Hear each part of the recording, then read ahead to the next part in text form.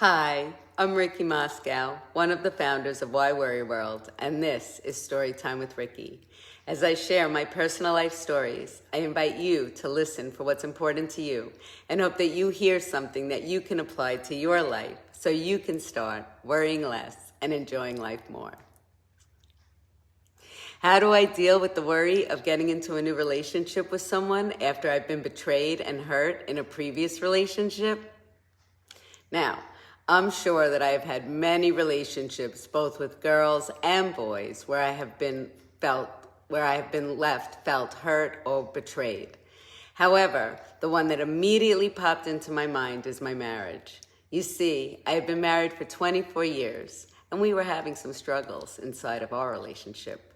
So I went away for a weekend where I looked at what I could do to make our relationship stronger, better. When I came home to share what I saw about our relationship and how we could work to make it better, he had a look on his face that said he didn't really want to be with me anymore. So I asked him, "Are you having an affair?" And he said, "No, but I'd like to." I said, "Well, pack your bags. I'm not keeping you hostage." A month later, he moved out.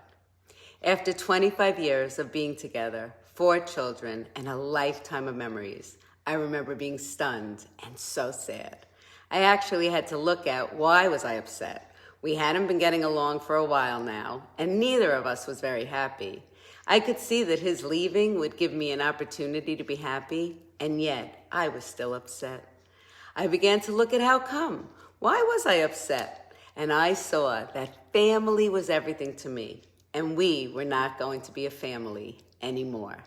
I had to acknowledge that my vision of my future altered in that one moment.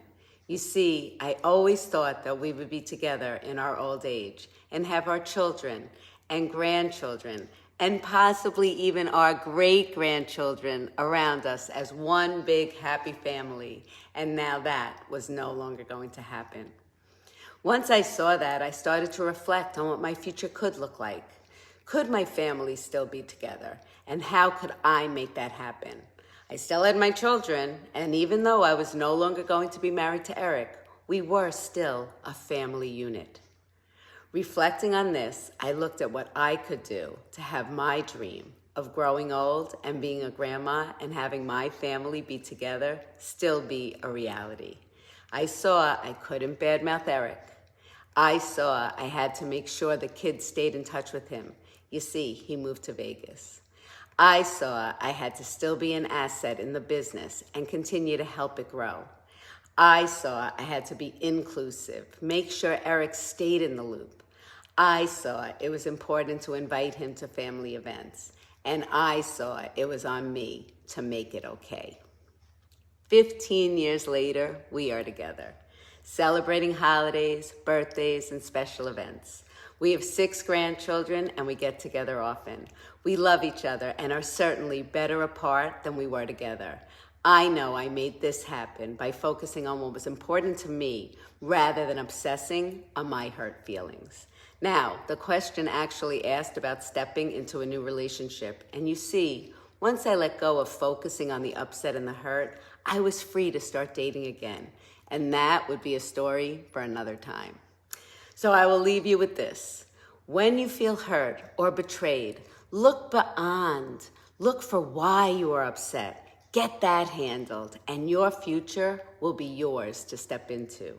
Life is too short to let our worries limit our potential for experiencing joy and longevity.